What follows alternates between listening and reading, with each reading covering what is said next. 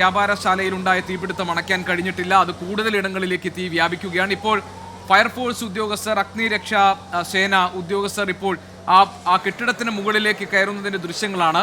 യഥാർത്ഥത്തിൽ തീ അകത്ത് നിന്ന് വീണ്ടും വീണ്ടും ആളിക്കത്തുന്നതിന്റെ കാരണങ്ങൾ എന്താണ് എന്ന പരിശോധനയിൽ വെള്ളം എല്ലാ ഇടങ്ങളിലേക്കും എത്തുന്നില്ല. കാരണം ഒരു ഫയർ സേഫ്റ്റി സംവിധാനം, ഒരു അഗ്നിരക്ഷാ സംവിധാനം ഈ കെട്ടിടത്തിൽ ഉണ്ടായിരുന്നില്ല എന്നതാണ് പ്രാഥമികമായി മനസ്സിലാക്കാൻ കഴിയുന്നത്. അതുകൊണ്ട് തന്നെ ഇപ്പോൾ അഗ്നിരക്ഷാ ഉദ്യോഗസ്ഥർ, സേനാ ഉദ്യോഗസ്ഥർ ഇപ്പോൾ മുകളിലേക്ക്, കെട്ടിടത്തിൻ്റെ മുകളിലേക്ക് കയറി കൂടുതൽ കൃത്യതയോടുകൂടി അവിടേക്ക് വെള്ളം ചീറ്റാൻ വേണ്ടിയുള്ള ശ്രമങ്ങൾ നടത്തുന്നു എന്നതാണ് നമുക്ക് മനസ്സിലാക്കാൻ കഴിയുന്നത്. കനത്ത പുക ഉണ്ടായിട്ടുണ്ട്, ഗതാഗത കുരുക്കാണ്, ഒരിടത്തേക്കും വാഹനങ്ങൾക്ക് പോകാൻ കഴിയാത്ത സാഹചര്യമാണ്. ആളുകളെ സുരക്ഷിതമായ ഇടങ്ങളിലേക്ക് മാറ്റിയിട്ടുണ്ട്.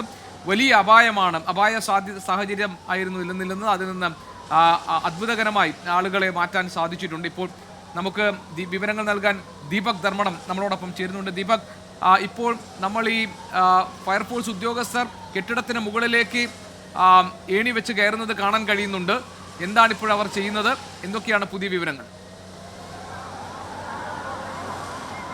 ഗോപി, ഇതിൽ ഈ കെട്ടിടത്തിനകത്തേക്ക് വെള്ളം ചീറ്റാൻ സാധിക്കാത്ത സാഹചര്യത്തിൽ ഈ കെട്ടിടത്തിന്റെ കൺസീൽ ചെയ്ത ഭാഗം പൊളിച്ചുകൊണ്ട് അകത്തേക്ക് വെള്ളം ചീറ്റാൻ വേണ്ടി ഫയർമാൻമാർ, ഇതാ ഫയർ കമാൻഡോസ് മുകളിലേക്ക് കയറുന്ന ദൃശ്യങ്ങളാണ് നമ്മുടെ ക്യാമറമാൻ ഷിജു ഇപ്പോൾ പകർത്തുന്ന ദൃശ്യങ്ങളിൽ കാണാം. ടെമ്പററി എസ്കലേറ്റർ ഉപയോഗിച്ചുകൊണ്ട് അഗ്നിശമന സേന പ്രവർത്തകർ, അത് ഫയർമാൻമാർ അകത്തേക്ക് കയറുന്നു. ഇതാ ഒരു ഭാഗത്ത് ഫയർ എഞ്ചിനുകൾ അകത്തേക്ക് വന്നുകൊണ്ടിരിക്കുന്നു. അതായത് ഇപ്പോഴും സ്ഥിതിഗതികൾ നിയന്ത്രണ വിധേയമായെന്ന് പറയാൻ സാധിക്കില്ല. പക്ഷേ എന്നാൽ പുറത്തേക്ക് തീ ആളിക്കത്തുന്നില്ല. ഒരു ഭാഗത്ത് മെഡിക്കൽ ഷോപ്പിലേക്ക് തീ ആളിപ്പടർന്നു. മെഡിക്കൽ ഷോപ്പിന്റെ ഒരു ഭാഗം പൂർണ്ണമായി കത്തി. മെഡിക്കൽ ഷോപ്പിൽ തീ പടർന്നാലുള്ള പ്രശ്നം, അവിടെ സ്പിരിറ്റ് ഉണ്ടാകും. സ്വാഭാവികമായും അതൊരു പൊട്ടിത്തെറിയിലേക്ക്, വലിയ തീപിടുത്തത്തിലേക്ക് പോകും. നമുക്ക് കാണാം, ഇതാ BRC എന്ന ഫാർമസിയാണ്, വലിയ ഹോൾസെയിൽ ഫാർമസിയാണ്. ഈ ഗോഡൌണിൻ്റെ, അതായത് ഈ കാലിക്കറ്റ് ടെക്സ്റ്റൈൽസിൻ്റെ ഗോഡൌണിൻ്റെ ഏറ്റവും അവസാനം ഒഫീഷ്യൽ സ്റ്റാൻഡിൻ്റെ എക്സിറ്റ് ഏരിയയിൽ വിൽമാബൂത്തിനരികിലാണ് ഇത് കിടക്കുന്നത്. ഈ മേഖലയാകമാനം ഏതാണ്ട് തരിപ്പണമായി കഴിഞ്ഞു എന്ന് നമുക്ക് പറയാൻ സാധിക്കും. കാരണം ഇപ്പോഴും തീ ഉള്ളിൽ കത്തിക്കൊണ്ടിരിക്കുന്നു. കാരണം തുണിയാണ് കൂടുതലുള്ളത്. നമ്മളോട് അല്പം മുൻപ് ജില്ലാ കളക്ടർ സംസാരിച്ച സമയത്ത് പറഞ്ഞത് വിവിധ ജില്ലകളിൽ നിന്നുള്ള ഫയർ എഞ്ചിനുകൾ എത്തിച്ചിട്ടുണ്ട്. പക്ഷേ ടേൺ അടിസ്ഥാനത്തിൽ വെള്ളം റീഫില്ല് ചെയ്തുകൊണ്ടേ ഇരിക്കുകയാണ്. പക്ഷേ എന്നാൽ ഇപ്പോഴും നിയന്ത്രണ വിധേയമായെന്ന് പറയാൻ സാധിക്കില്ല. എപ്പോൾ കെടുത്താൻ പറ്റും എന്ന് പറയാൻ സാധിക്കില്ല എന്നുള്ളതാണ്. നമ്മളുടെ സിറ്റി പോലീസ് കമ്മീഷണർ സംസാരിച്ച സമയത്ത് അദ്ദേഹവും പറഞ്ഞത് ഇതിൽ നിയന്ത്രണ വിധേയമാക്കാൻ തടസ്സങ്ങൾ അനവധിയുണ്ട്. കാരണം കൺസീലാണ് ഈ കെട്ടിടം. ഒരു കാര്യം ഉറപ്പിച്ച് പറയാം ഗോപി, ഈ ഫയർ സംവിധാനങ്ങൾക്ക് അകത്തേക്ക് വെള്ളം ചീറ്റാൻ സാധിക്കാത്ത വിധത്തിലാണ് ഫയർ സേഫ്റ്റി മെക്കാനിസം പൂർണ്ണമായും പാലിക്കപ്പെടാതെയാണ് കെട്ടിടം പ്രവർത്തിച്ചതെന്ന് നമുക്ക് ഈ ഘട്ടത്തിൽ പറയേണ്ടി വരും. മറ്റൊന്ന്, നഗരത്തിൽ കൂടുതൽ ഫയർ എഞ്ചിനുകളില്ല എന്നുള്ളതും ഇതിൻ്റെ അപാകതയാണ്. പക്ഷേ ഇപ്പോൾ 3.5 മണിക്കൂർ പിന്നിട്ട് കഴിഞ്ഞു. ഇപ്പോഴും തീ പൂർണ്ണമായും അണച്ചു കഴിഞ്ഞിട്ടില്ല. പക്ഷേ ഇപ്പോൾ എയർപോർട്ട് അതോറിറ്റിയുടെ വലിയ എയർ ഗണ്ണ്, അതായത് ജലപീരങ്കി ഉൾപ്പെടുന്ന സംവിധാനം, ആ സംവിധാനം പ്രവർത്തിച്ചിട്ടും ഉള്ളിലേക്ക് വെള്ളം എത്തിക്കാൻ സാധിക്കുന്നില്ല. ഇപ്പോൾ കൺസീൽ ചെയ്ത ഭാഗങ്ങൾ പൊളിച്ച് ഉള്ളിലേക്ക് നമുക്കിപ്പോൾ കാണാം. ഇതാ വെള്ളം എടുക്കാൻ വേണ്ടി വീണ്ടും ഫയർ എഞ്ചിനുകൾ പുറത്തേക്ക് ഒഫീഷ്യൽ സ്റ്റാൻഡിൽ നിന്നും പോകുന്നതാണ് നമുക്കിപ്പോൾ ദൃശ്യങ്ങളിൽ കാണാം. സാധാരണഗതിയിൽ ഈ സമയത്തൊക്കെ ബസ് സ്റ്റാൻഡ് ജനനിബിഡമായിരിക്കും. ഞായറാഴ്ച ദിവസം സ്കൂൾ അവധി കഴിഞ്ഞ് തുറക്കാൻ പോകുന്ന സമയം ആ രീതിയിൽ വലിയ തിരക്കുണ്ടാകും. പക്ഷേ എന്നാൽ ഇപ്പോൾ ഈ ബസ് സ്റ്റാൻഡ് പൂർണ്ണമായി ശൂന്യമാണ്. നമ്മുടെ ക്യാമറമാൻ ഷിജു ചവറയുടെ ദൃശ്യങ്ങളിൽ കാണാം. ഈ ഔദ്യോഗിക വാഹനങ്ങൾ ഒഴിച്ച് മറ്റൊന്നും തന്നെ, കുറച്ച് ആംബുലൻസുകളും ഫയർ എഞ്ചിനുകളും അല്ലാതെ ഒഫീഷ്യൽ സ്റ്റാൻഡിൽ ഒന്നുമില്ല. കാരണം രക്ഷാപ്രവർത്തനം തുടരാൻ വേണ്ടി ജനങ്ങൾ സഹകരിക്കണം. നഗരത്തിലേക്ക് കൂടുതൽ വാഹനങ്ങൾ വരരുത് എന്നുള്ളത് അധികൃതർ പറഞ്ഞിട്ടുണ്ട്. Zone IG Rajpal Meena, city police commissioner DIG T Narayanan, ജില്ലാ കളക്ടർ സ്നേഹപാൽ, അതുപോലെ തന്നെ മന്ത്രി, ജില്ലയിൽ നിന്നുള്ള മന്ത്രി AK ശശീന്ദ്രൻ, ഇവരെല്ലാം ബസ് സ്റ്റാൻഡിൽ ക്യാമ്പ് ചെയ്യുന്നു. ഇരുഭാഗത്ത്, അതായത് ഗോപിക്കറിയാം, മാവൂർ റോഡ് ഭാഗവും അതുപോലെ തന്നെ ഒഫീഷ്യൽ സ്റ്റാൻഡിൻ്റെ അകത്തുള്ള ഭാഗവും, രണ്ട് ഭാഗത്തു നിന്നും ജലപീരങ്കികൾ ഉപയോഗിച്ചുകൊണ്ട്, അതായത് ഈ ഫയർ എഞ്ചിനുകൾ ഉപയോഗിച്ചുകൊണ്ട് വെള്ളം ചീറ്റുന്നു. ഇപ്പോൾ ദൃശ്യങ്ങളിൽ കാണുന്നത് ഈ ഫയർ കമാൻഡോകൾ, അതായത് ഫയർമാൻമാർ അകത്തേക്ക് കയറുന്നതാണ്. ഈ കെട്ടിടത്തിനുള്ളിൽ അവർ അതിസാഹസികമായി അകത്തേക്ക് കയറി വെള്ളം പോയിന്റ് ചെയ്ത് ചീറ്റാൻ വേണ്ടി, അതായത് തീയുടെ ഉത്ഭവ കേന്ദ്രത്തിലേക്ക് വെള്ളം ചീറ്റുന്ന പ്രവർത്തനത്തിൽ ഏർപ്പെടുന്നതിൻ്റെ തത്സമയ ദൃശ്യങ്ങളാണ് ഗോപി ഇപ്പോൾ പ്രേക്ഷകർ കണ്ടുകൊണ്ടിരിക്കുന്നത്. ഗോപി.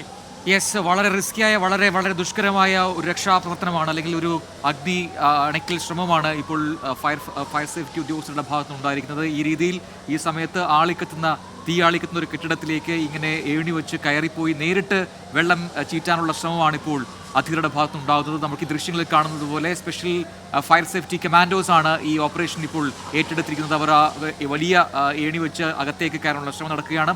അകത്ത് എത്രമാത്രം വലിയ രീതിയിൽ തീ ഉണ്ട് എന്ന് നമുക്ക് പറയാൻ കഴിയുന്നില്ല. അതുകൊണ്ടാണ് ഇത് റിസ്കി ഓപ്പറേഷൻ ആണെന്ന് പറയുന്നത്. അതുകൊണ്ട് തന്നെ അത് മനസ്സിലാക്കി വളരെ സൂക്ഷ്മതയോടുകൂടി മാത്രമാണ് ഈ ഓപ്പറേഷനിൽ അവർ ഏർപ്പെട്ടിരിക്കുന്നത്. നമുക്ക് ദൃശ്യങ്ങൾ കാണുന്നത് പോലെ അവരെ ഹെൽപ്പ് ചെയ്യാൻ താഴെ ആളുകളുണ്ട്. അങ്ങനെ ഈ ഫയർ സേഫ്റ്റി കമാൻഡോസ് ഈ കെട്ടിടത്തിനകത്തേക്ക് കടക്കാനുള്ള ഒരു ശ്രമം നടത്തുന്നു. ഇനി ചെയ്യേണ്ടതും അത് തന്നെയാണ് എന്ന് അവർ മനസ്സിലാക്കിയിട്ടുണ്ട്. കാരണം പുറത്തുനിന്നും എത്രമാത്രം വെള്ളം അകത്തേക്ക് ചീറ്റാൻ കഴിയുന്നുണ്ട് അതിൻ്റെ പരമാവധി ചെയ്തു കഴിഞ്ഞു. എന്നിട്ടും തീ അണയ്ക്കാൻ പൂർണ്ണമായി കഴിയുന്നില്ല. അതുകൊണ്ട് ഇനി അകത്തേക്ക് കടന്ന് തീ നേരിട്ട് അകത്തേക്ക് ചീറ്റിക്കുക എന്നത് മാത്രമാണ് ഇനി ചെയ്യാൻ ബാക്കിയുള്ളത്. അതിനായുള്ള ശ്രമം ആരംഭിച്ചു കഴിഞ്ഞു. രാഹുൽ സുരേഷ് കൂടി ചേരുന്നു. രാഹുൽ, ഇപ്പോൾ അവിടെ നിന്ന് ഈ ദൃശ്യങ്ങൾ കാണാം എന്ന് തോന്നുന്നു. കാരണം ഫയർ സേഫ്റ്റി കമാൻഡോസ് ആണ് അകത്തേക്ക് കടക്കുന്നത്. അവർ ഈ കെട്ടിടത്തിനകത്ത് കടന്ന് അവിടെ അകത്ത് എത്രമാത്രം തീയുണ്ട് അത് അണയ്ക്കാനുള്ള ശ്രമത്തിലേക്ക് കടക്കാൻ പോകുന്നു.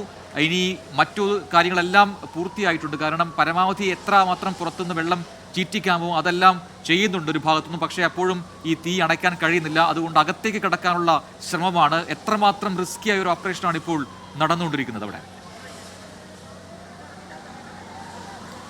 പ്രജിൻ, രക്ഷാപ്രവർത്തനം ഏതാണ്ട് 4-ാം മണിക്കൂറിലേക്ക് കടക്കുകയാണ്. കാരണം 4:15 കൂടിയാണ് തീപിടുത്തം ശ്രദ്ധയിൽപ്പെടുന്നത്. ഇപ്പോൾ 8 മണിയായിരിക്കുന്നു. 4-ാം മണിക്കൂറിലേക്കാണ് രക്ഷാപ്രവർത്തനം മുന്നോട്ട് പോയിക്കൊണ്ടിരിക്കുന്നത്. 4 മണിക്കൂർ അടുക്കുമ്പോഴും തീ നിയന്ത്രണ ആയിട്ടില്ല എന്നതാണ് എടുത്തു പറയേണ്ടത്. പുറത്തേക്ക് തീ ആളിക്കത്തുന്നില്ലെങ്കിൽ കൂടി അകത്ത് വലിയ രീതിയിൽ ആളിക്കത്തുന്നുണ്ട്. ഇവിടെ നിന്ന് നമ്മൾ താഴേക്ക് നോക്കുമ്പോൾ അതിൻ്റെ അകത്ത്, കെട്ടിടത്തിൻ്റെ അകത്ത് 2-ാം നിലയിൽ അകത്ത് വലിയ രീതിയിൽ തീ ആളിക്കത്തുന്നു എന്നതാണ് എടുത്തു പറയേണ്ട കാര്യം. ഈ കെട്ടിടത്തിൻ്റെ 3 ഭാഗങ്ങളിൽ നിന്നും ഫയർഫോഴ്സ് യൂണിറ്റുകൾ ശക്തമായ രീതിയിൽ വെള്ളം പമ്പ് ചെയ്തുകൊണ്ടിരിക്കുകയാണ്. ഈ കെട്ടിടത്തിൻ്റെ വലതുഭാഗത്താണ് ഒരു 5 നില കെട്ടിടമുള്ളത്. അവിടേക്ക് തീ പടരാതിരിക്കാൻ വേണ്ടി മറ്റു 3 ഭാഗങ്ങളിൽ നിന്നും ഫയർഫോഴ്സ് യൂണിറ്റുകൾ വലിയ രീതിയിൽ വെള്ളം പമ്പ് ചെയ്യുന്നു. അതിന് കരിപ്പൂരിൽ നിന്നും എത്തിയ ആധുനിക സംവിധാനങ്ങളുള്ള ഫയർ യൂണിറ്റുകളുണ്ട്. അതുകൂടാതെ കോഴിക്കോട് ജില്ലയിലെ വിവിധ ഫയർ സ്റ്റേഷനിൽ നിന്നും എത്തിയ ഫയർ യൂണിറ്റുകളുണ്ട്. അവരെല്ലാം തന്നെ ഒരേ സമയം വെള്ളം പമ്പ് ചെയ്തുകൊണ്ടിരിക്കുകയാണ്.